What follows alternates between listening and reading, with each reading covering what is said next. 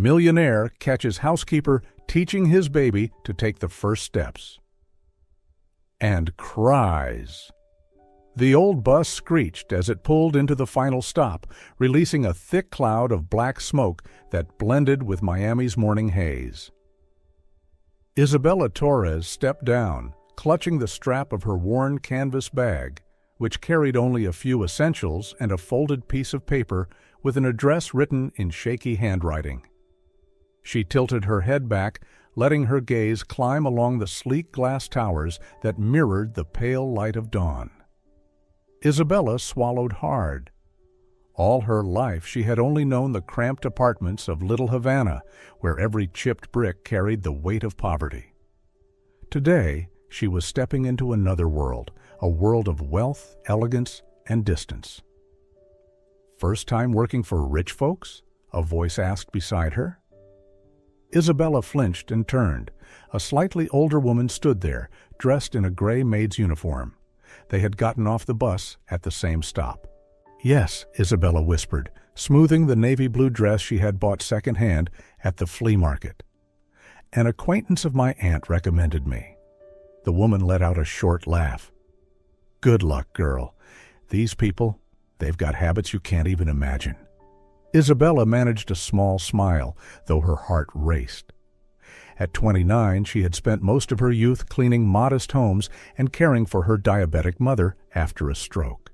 Her dreams were never grand, just a more stable job, a little more income to ease the constant worry about medical bills and rent. When her Aunt Rosa called, saying a wealthy lawyer was looking for a housekeeper, Isabella hadn't hesitated. To her, it was a rare chance, a chance to change her life. The street leading to the address on the paper felt overwhelming. Tall palm trees stretched over the sidewalks, manicured lawns looked like magazine spreads, and grand mansions guarded by automatic gates lined both sides. With every step, Isabella felt smaller, out of place, as if she didn't belong. When she reached the massive iron gate marked 742 Ocean Drive, Isabella drew a deep breath. She pressed the intercom. A mechanical buzz sounded, and the gate slowly opened, revealing a sprawling garden bursting with flowers, a fountain in the center, and wide steps leading up to the main house. The front door swung open before she could climb the last steps. A tall, slender woman in a perfectly tailored black suit appeared. Her eyes were sharp, sliding over Isabella from head to toe, as though weighing every detail. "You must be Isabella," the woman said, her voice deep and clipped. "Yes, ma'am. I'm Isabella Torres." Isabella replied, forcing a smile and extending her hand. The woman ignored the gesture. "I'm Clara, the house manager here. From now on, I'll be supervising your work. I hope you're better than the last one." Isabella nodded politely. "I'll do my best." "There's no room for mistakes here." Clara turned sharply. "Follow me." As Isabella crossed the wide wooden doors, the sight took her breath away. Vaulted ceilings, expensive paintings lined up in order, polished furniture worth more than a year of her salary. Yet, for all its grandeur, the house felt cold, lifeless, lacking warmth. She clutched her bag tighter against her shoulder. A vague uneasiness crept into her chest. She didn't know where this new job would lead her, but one thing was certain. Her life was about to change, forever.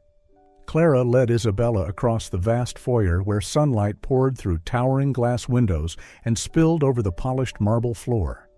Every step echoed, reminding Isabella she was walking in a place that did not belong to her. "Attorney Jonathan Miller owns this house," Clara said as they walked, her tone sharp as metal striking metal. "He is very busy, very strict, and does not like to be disturbed. Your job is to keep everything spotless. No chatter, no curiosity, and absolutely no meddling in family matters." Isabella nodded, trying to hide her nerves. "I understand." Clara stopped before a large wooden door, turned the handle, and pushed it open. "This is the living room. Mr. Miller often receives important guests here, so it must always be flawless. Not a single speck of dust." Isabella stepped inside, her eyes wide. The room looked like the cover of a luxury magazine: white leather sofas, oak shelves filled with encyclopedias, abstract paintings hung in perfect alignment. Everything gleamed, beautiful but almost foreign. As Clara continued her tour, a faint cry drifted down from upstairs. Isabella froze. It wasn't the cry of hunger or fussiness. It was the cry of loneliness, the cry of a small soul reaching out for warmth. Clara frowned. "Ignore it. That's Lucas, Mr. Miller's son. You don't need to concern yourself. The nanny takes care of him." The name, Lucas, echoed in Isabella's mind. She tried to keep walking, but unease twisted inside her. That cry pierced her like a blade, pulling at old memories of her childhood in a cramped apartment, listening to her mother's labored breaths, with no one to comfort them. Finally, near the library, a man's voice carried from the end of the hall. "Clara, who is this?" Isabella turned and saw him, Jonathan Miller. Tall, lean, dressed in a gray suit that was slightly rumpled, his tie loosened as if after a sleepless night. His dark hair was tousled, shadows clung beneath his eyes, but his gray gaze was sharp, commanding. "This is Isabella, the new housekeeper," Clara replied, her tone colder than before. Jonathan studied Isabella for a few seconds, weighing her. "Welcome. I have only one request: discretion. I do not want noise in this house. Do you understand?" Isabella inhaled and answered softly, "Yes, sir, I understand." Jonathan gave a short nod, then turned to Clara. "I need my files ready for this afternoon's meeting. Don't let me be disturbed." Clara nodded, and Jonathan disappeared into his office like a shadow in a hurry. When the door clicked shut, Clara looked back at Isabella. "Mr. Miller lost his wife a year ago when she gave birth to Lucas. Since then, he's done nothing but work. Never bring it up in front of him." Isabella nodded, her heart heavy. Death, loss, and a child only 1 year old, all tangled into a tragic portrait. Clara led her into the kitchen, where warm, yellow light fell across a marble countertop. "This will be where you spend most of your time. You'll eat here after Mr. Miller and his son are finished. Your room is at the end of the hall in the basement. I'll show you later." Isabella nodded, steadying herself. But deep down she knew. This house, with all its grandeur, lacked something essential: love. And the sound of Lucas's cries, echoing from upstairs, was the clearest proof of all. The first morning dragged slowly. Isabella cleaned each vast room, dusting shelves lined with expensive novels she never imagined touching. She washed crystal glasses, polished golden picture frames. Everything was flawless, yet lifeless, like a painting without breath. Close to noon, the familiar crying rose again from upstairs. Isabella froze with the cloth in her hand. This time the cries stretched longer, trembling, breaking off, then starting again. Not weak, but desperate. She lifted her gaze toward the ceiling, where the sound poured down. Clara was nowhere in the kitchen, and the house was unnervingly silent. Isabella tried to return to work, but her heart refused. The cries drowned everything. She dropped the cloth and quietly climbed the stairs. At the end of the hall, a door stood ajar, spilling a faint stream of light. Isabella hesitated, then pushed it open just slightly. Inside lay a large nursery, pale blue wallpaper, stuffed bears lying neatly on a shelf, and a wooden crib in the center. Inside it, a boy of about 1 year was crying until his face turned red. Tiny arms reached into the air, begging for someone to hold him. Isabella stepped inside, her chest tightening. She whispered, "Hello, little one." The boy lifted teary gray-blue eyes toward her. That gaze pierced straight into her heart. Without thinking, she extended her finger. Lucas immediately clutched it, gripping as if it were the only lifeline. Tears welled in Isabella's eyes. You just need a little warmth, don't you?" Without hesitation, she lifted the child from the crib, holding him close against her chest. Lucas hiccuped once, then slowly quieted, resting his head on her shoulder. Within minutes, the crying stopped altogether, replaced by soft, steady breathing. Isabella began to sing. Lucas listened, his tiny hands clutching her blouse, his eyes fluttering shut. A faint smile crossed his lips. Isabella froze. It felt as if she had just witnessed a miracle. In that moment, everything else in the grand house, the luxury, the cold walls, Clara's disdainful glare, faded away. There was only her and Lucas, two abandoned souls who had found each other in their hunger for love. She sang a little longer, until footsteps echoed in the hall. Startled, Isabella quickly laid Lucas back in the crib, pulled the blanket over him, and stepped back. The door swung open. Clara stood there, her eyes like knives. "What are you doing in here?" Isabella lowered her head, heart pounding. I heard him crying. I just wanted to be sure he was all right." "That is not your concern," Clara snapped, her voice cold as ice. "I made it clear. You clean, nothing more. Lucas has a nanny. I don't want to see you in here again. Do you understand?" Isabella nodded, her face downcast. But inside, she knew the truth. If she hadn't stepped in, Lucas would have cried himself empty in that lonely room. She turned away, but her heart remained there, with the little boy whose sad eyes had just found an embrace warm enough to trust. On the third day of her job, Isabella was mopping the living room floor when she heard a door slam upstairs. Moments later, Lucas's desperate wails filled the entire house. It wasn't ordinary crying, it was panic, raw and relentless, tightening around Isabella's chest like a fist. She glanced toward the staircase, hesitant. Clara had gone shopping. Only she and the master remained in the house. "Lucas, come on, please." A man's weary voice drifted down, hoarse with fatigue. Isabella crept to the foot of the stairs. From above came the clumsy sounds of pacing, tangled with the boy's escalating cries. Summoning her courage, Isabella climbed. Near the nursery door, she saw Jonathan Miller, tall and awkward, pacing back and forth. He held Lucas in his arms, but clearly didn't know what to do. His white shirt was rumpled, tie loosened, dark circles under his eyes. Lucas writhed, face crimson, screaming in frustration. Jonathan whispered helplessly, "I have a video meeting in 10 minutes. Can't you stop crying for just a little while?" Isabella tapped gently on the doorframe.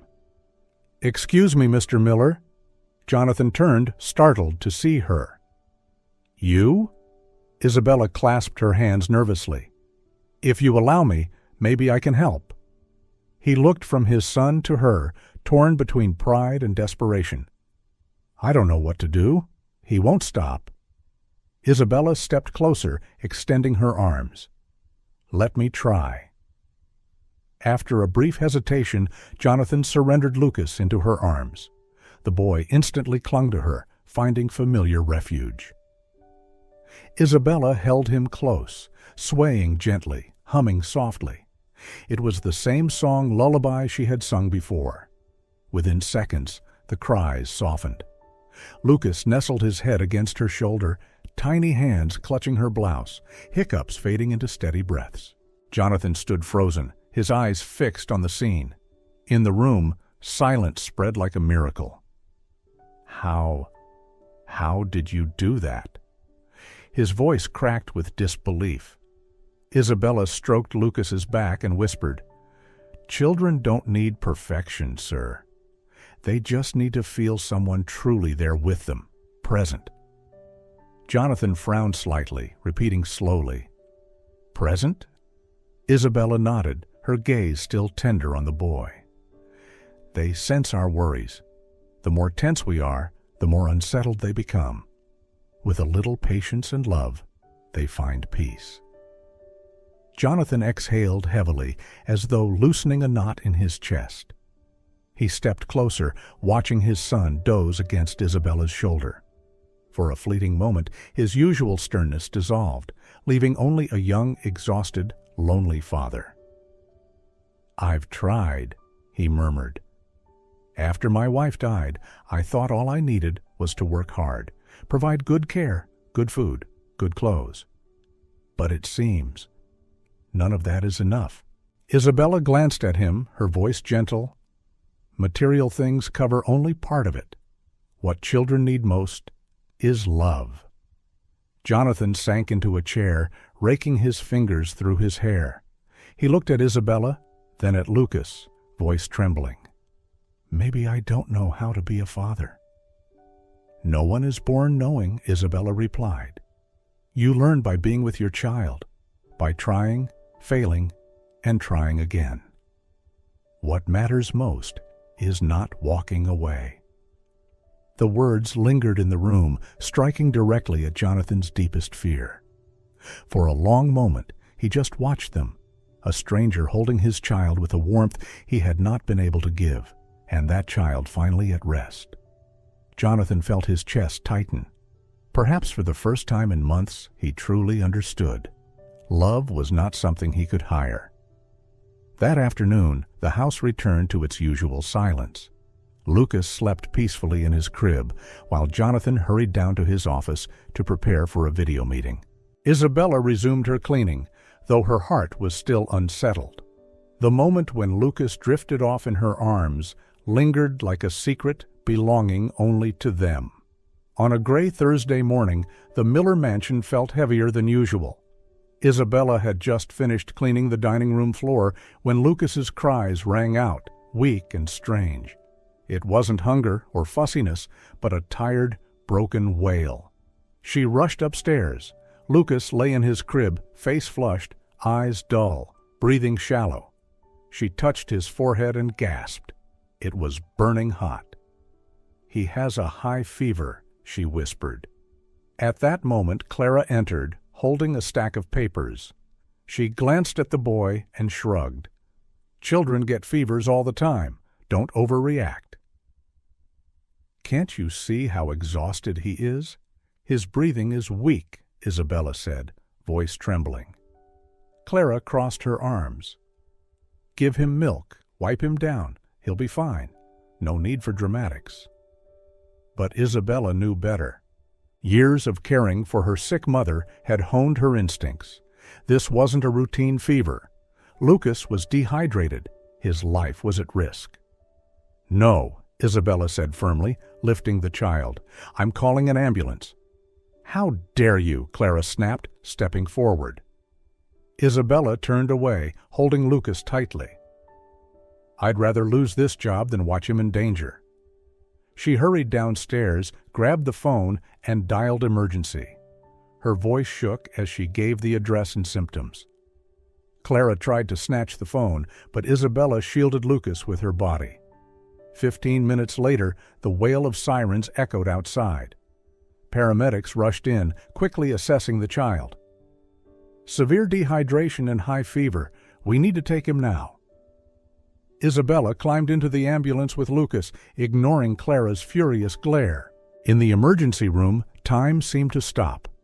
Isabella sat close, clutching Lucas's hand as doctors lowered his fever and started fluids. She whispered lullabies, keeping herself from breaking. An hour later, Jonathan arrived, face pale with panic. He rushed to his son's bedside, eyes burning with fear. "What happened?" His voice cracked. Isabella stood, steadying herself. "He had a high fever and dehydration. I called for help." Jonathan turned to Clara, who had followed. "You knew," Clara stammered. "Fevers are common in children.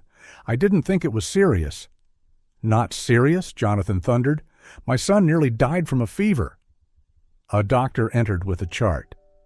"Mr. Miller, Lucas is stable now, but we must keep him under observation. Beyond the fever, we notice signs of delayed response and difficulty bonding. This is not purely medical. It stems largely from emotional deprivation." Jonathan froze, as if struck by lightning. "You mean he's sick because he lacks affection?" Exactly, the doctor nodded. Children need more than food and supervision. They need to be held, played with, spoken to. Without this, their bodies may weaken, they fall ill more easily, even regress in development. Jonathan turned to Isabella. She said nothing, only lowered her head, her glistening eyes speaking for her.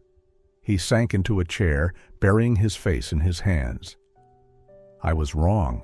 I thought hiring help and buying the best was enough, but I was never truly there for him. Isabella gently laid a hand on his shoulder. Mr. Miller, it's never too late to begin. Jonathan lifted his gaze, red-rimmed eyes resting on his son, sleeping peacefully with IV lines, and then on Isabella, the woman who had defied everything to save him. That afternoon, when Lucas was discharged from the hospital, Jonathan insisted Isabella return with them. Outside, the air still carried the freshness of a brief rain, as if the sky itself exhaled in relief. As soon as the car pulled up to the mansion, Clara was waiting at the door. A strained smile sat on her lips, though her eyes were cold and uneasy. "Thank God everyone is safe," she said, her voice attempting sincerity. Jonathan gave no reply. He strayed upstairs. Before leaving the hall, he turned back to Clara, his tone low but firm. "We will talk, Clara, seriously." In the nursery, Isabella gently placed Lucas in his crib, tucked the blanket, then arranged the medicines the doctor had prescribed. Lucas stirred faintly, his breath steady, his body calmer than that morning. Suddenly, Clara's voice cut through the quiet. She stood in the doorway, her face twisted with resentment. "Impressive! You used the boy's illness to dig yourself deeper into this family's life."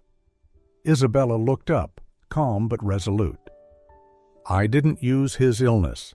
I used everything I had to save him." "Something you didn't do." Clara narrowed her eyes. "You know nothing." "I know enough," Isabella replied firmly, "and Mr. Miller is beginning to see it too." Just then, Jonathan appeared behind Clara. Without glancing at Isabella, he said evenly, "Clara, downstairs. We need to talk." The nursery door closed. From below, voices carried, Jonathan's firm and unwavering. He did not shout. Instead, his words carried authority that filled the house. He spoke of responsibility, of boundaries, of trust that had been broken. 20 minutes later, Clara climbed the stairs. Her face was rigid, her lips pressed tight, her eyes avoiding Isabella.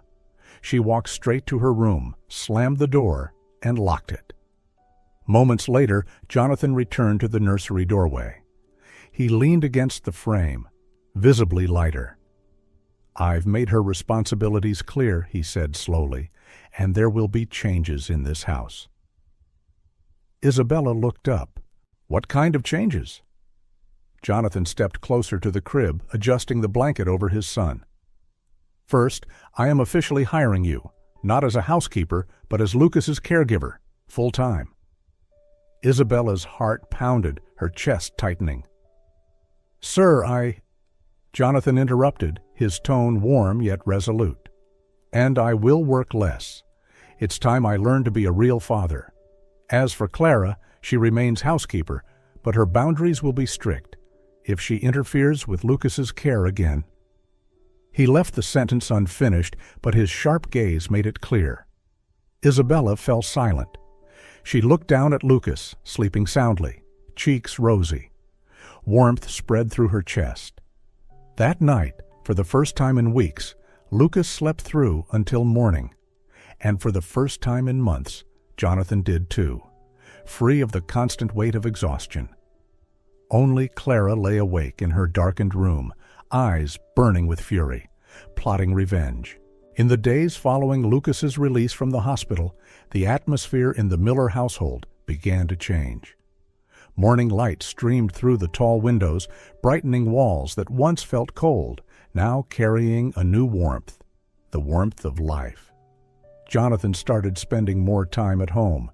The laptop still hummed, the phone still rang, but he was learning to set them aside whenever Lucas needed him. At first he was clumsy and unsure, but with Isabella's patient guidance, he began to find his rhythm. "Don't hold him so tightly. He'll be uncomfortable," Isabella murmured, adjusting Jonathan's grip. "Like this?" Jonathan relaxed his shoulders, letting Lucas rest more naturally against him. Lucas gurgled happily in response. Jonathan's smile lit up his face, a rare expression Isabella had hardly seen before. Lucas's transformation was undeniable. The boy who once cried endlessly now laughed often, his eyes lighting up whenever his father entered the room. One morning, Lucas babbled, "Pa, Pa." Jonathan froze, his chest tightening. "Did he just call me?" he asked, voice trembling. Isabella nodded, her eyes soft. "Yes, for the first time." Jonathan lifted Lucas high, laughing with tears brimming in his eyes. "Papa's here, Lucas. Papa's here." And to Isabella's surprise, Lucas turned toward her and uttered, "Ma, Ma," in his babyish voice. Isabella's heart melted. She hugged the child tightly, eyes shimmering. Clara stood at a distance, watching, working efficiently, but her face frozen in discontent. She had lost her supreme position and could not hide her resentment. They began doing more together. One afternoon, Jonathan suggested, "What if we take him to the park this weekend?" So on Saturday morning, the three dressed simply, looking no different from any ordinary family. At the park, Lucas toddled across the grass, laughing as Jonathan pretended to chase him. Isabella sat on a wooden bench, watching them with a gentle smile. Jonathan turned back, breathless but happy. "This boy has endless energy." "Just like his father," Isabella replied, and both of them laughed. That evening they sat around the dining table. Jonathan abandoned his habit of eating alone in his office, choosing instead to share meals with Isabella and Lucas. The clinking of dishes, the child's laughter, and their simple conversations transformed the once cold kitchen into the warm heart of the home. One night, after Lucas had fallen asleep, Jonathan and Isabella sat together on the porch. A soft golden light spilled across the quiet garden. "Thank you," Jonathan said quietly, his gaze fixed on the night sky. "For what?" "For teaching me how to be a father. Honestly, you didn't just teach me. You gave me the courage to love without fear." Isabella stayed silent. Her heart stirred, but her mind reminded her of the gulf between them. She only smiled softly. "It's Lucas who gave us that courage." Jonathan turned toward her. For a fleeting moment, their eyes met, warm, unspoken, yet deep. Then both looked away, neither daring to speak further. But they knew, in that silence, something had begun to grow. That night, Isabella returned home with her heart in turmoil. She was in love with Jonathan. But was there truly any future for them? He, a millionaire businessman, and she, nothing more than a caretaker without a single credential to her name? Clara hadn't slept peacefully since Jonathan officially placed his trust in Isabella. She observed every gesture, every glance exchanged between Jonathan, Lucas, and Isabella. With each passing day, she felt her place in the house slipping away, threatened. And so, a ruthless plan began to take shape. She started with small things. Jonathan's fountain pen, a pair of cufflinks, a few bills from his wallet. All of them vanished, one after another, making Jonathan begin to suspect that someone in the house was not being honest. One afternoon, while Isabella took Lucas out to the park, Clara set her plan in motion. She opened Jonathan's private drawer, took out the gold watch he always kept carefully, and slyly hid it beneath a stack of clothes in Isabella's room. Not stopping there, she also took a necklace that had once belonged to Jonathan's late wife, a keepsake he treasured like no other, and slipped it into the small pocket of Isabella's handbag. When Isabella returned, blissfully unaware, she cheerfully carried Lucas in her arms as his laughter rang out. Clara gave a faint smile, certain in her heart that the trap had been perfectly set. That afternoon, when Jonathan returned from work, Clara feigned alarm. Sir, there's something. I'm not certain, but I'm deeply worried. Jonathan frowned. What is it, Clara? Some of your belongings have been disappearing and then reappearing. I fear that... She left the words hanging, her eyes heavy with suggestion. Jonathan exhaled, unease already gnawing at him. Clara led him into Isabella's room, pretended to search, and then, accidentally, pulled out the familiar ring. The air froze. Jonathan stared at it, his hand trembling. No! That's impossible, Isabella gasped, her face pale. I never touched that ring. Clara sighed, her voice full of false grief. I wish I were wrong, but the evidence is too clear, sir. Isabella fell to her knees, tears streaming. Please, Jonathan, believe me, I never took anything. Someone planted it. You know I would never do this, not to Lucas, not to this family. Jonathan turned away, his heart torn. Yet the pain of losing Marina, combined with years of trust in Clara, pushed him toward the evidence before his eyes. Enough, Isabella.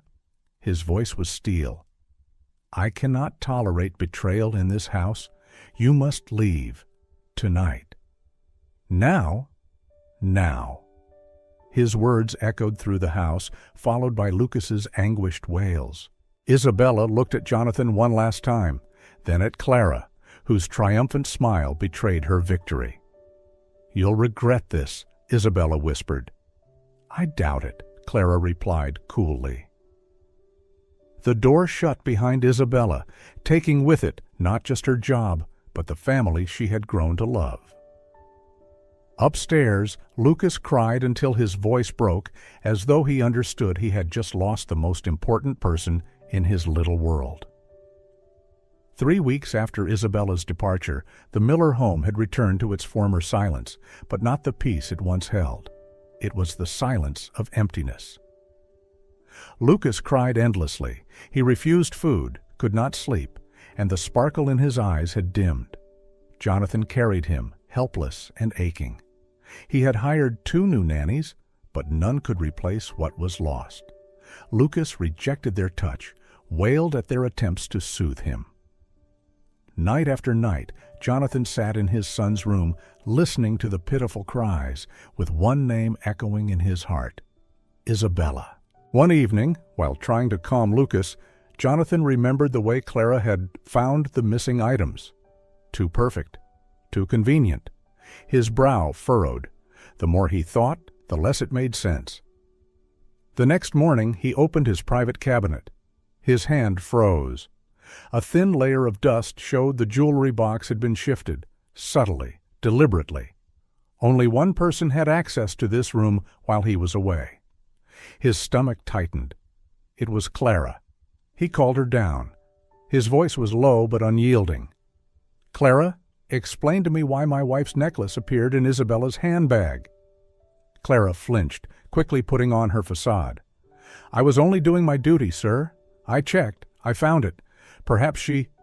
Don't twist this. Jonathan cut her off, his voice echoing, forcing Clara to step back. I know you touched my cabinet. You were the only one here that day. So tell me, why? The silence grew heavy. Clara tried to avoid his gaze, but finally her lips trembled. Because she's taking everything from me.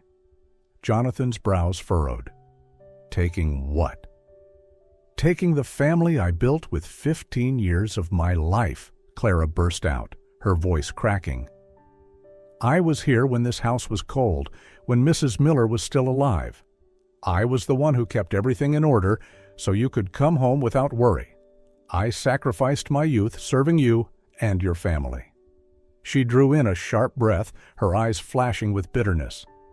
Then she arrives out of nowhere, and in a few months Lucas calls her Mama, and you look at her like she belongs here. And me? I become nothing. Invisible in the very home I kept alive. Jonathan's gaze hardened, mingling fury and sorrow. Clara, you're wrong. A family isn't built on rules and discipline. A family is built on love, and you drove away the one person who brought that love to my son. Clara clenched her fists, her face twisting with anger. Love doesn't raise a child. Order, discipline, responsibility, that's what matters. I've done it right for years, and you never objected, but since she came, everything has changed. I couldn't let it continue. Jonathan stepped forward, his voice heavy, like a hammer falling. That change is life itself. Lucas laughed for the first time because of her. I learned how to be a father because of her. And you tried to destroy the only thing keeping this family alive. From this moment, Clara, you no longer have a place in my home. Clara stood in silence, tears and fury mingling, before turning and walking away. Without delay, Jonathan carried Lucas to the car. The boy leaned weakly against his chest, whispering, "Ma, Ma." "I know, son. I'll find her, I promise." He called contacts, searched, and finally learned Isabella was working for another family across town. He drove through the city, heart pounding, while Lucas babbled "Mama" from the back seat, urging him on. When they arrived, he saw Isabella sweeping a porch, thinner now, her face weary. She looked up, stunned, as Jonathan and Lucas approached. "Isabella," Jonathan said, his voice rough, "please, hear me out." Isabella shook her head, tears welling. "There's nothing left to say, Mr. Miller." But Lucas reached out, crying, "Mama!"